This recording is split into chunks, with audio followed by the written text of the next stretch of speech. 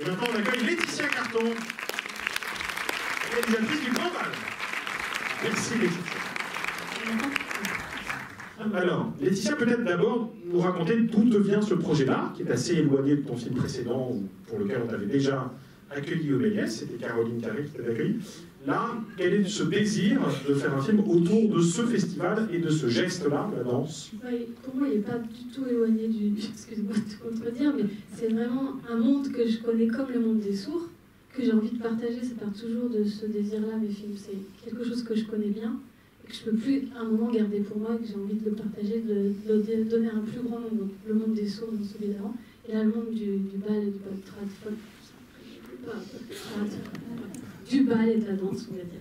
Et voilà, après, j'ai été soutenue par les 2000 danseurs qui ont accepté la caméra dans le bal, que c'était pas gagné d'avance. Alors 2000 danseurs, ça paraît comme ça super, on se dit c'est pléthorique, on va pouvoir filmer tout le monde et n'importe qui. Sauf que du coup, c'est aussi une espèce d'obstacle, parce qu'on se dit mais comment on crée un récit avec quelque chose d'aussi monumental? On travaille. Ouais. On a nos 200 heures de rush et on y passe des mois, voire un an, ce qui a été le cas. D'accord. Essayer de construire en effet un récit.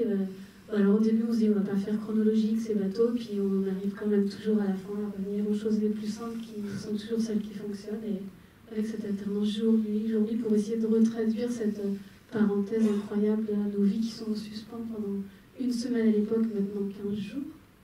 Mais oui, c'est du travail en fait, on recrée, c'est une matière première, l'image et le son, et on crée, on construit.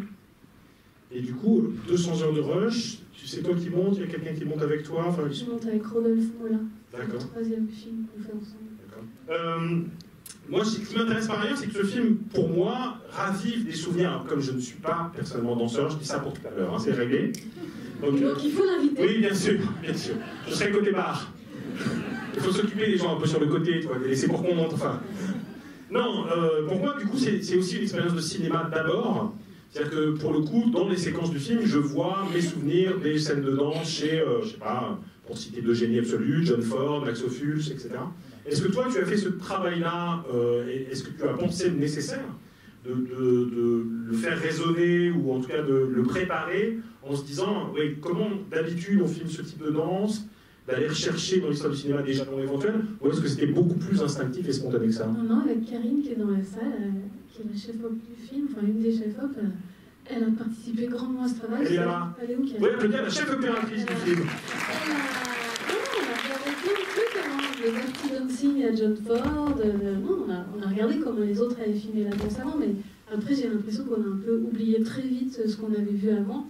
Et Karine est venue à Noël au bal d'hiver pour essayer de se familiariser aussi avec les danseurs et ce que ça faisait une caméra comme ça au milieu du bal. Et je crois qu'on a inventé aussi notre manière à nous sans forcément chercher à se référer à quelque chose. En tout cas, la danse trad, elle n'a pas été tant filmée que ça. Et c'était d'ailleurs compliqué, c'est pour ça que je pense aussi qu'il y en a moins dans le film que du folk et des danses de couple. C'est parce que les danses collectives et traditionnelles sont extrêmement difficiles à filmer et qu'il y a un rendu cinématographique fort, que la caméra soit toujours à la bonne place. Ça, c'est très difficile. Je pense qu'il faut mettre... C'est un deuxième film pour... Je pense qu'on a eu l'expérience du premier, on serait vraiment très bon pour le deuxième. Voilà. Bon, on regarde le film à l'abondance parce que le temps... Allez, c'est parti. Merci Laetitia Carton. Allez, quand même, il faut le dire, donc le bal tout à l'heure, c'est Les Éoles, et ils sont libres. Deux groupes qui sont dans le film, donc vous aurez le plaisir de passer dans l'écran à l'extérieur de Et qui habite Montreuil. Et qui habite Montreuil. Voilà. À tout à l'heure, dansez bien.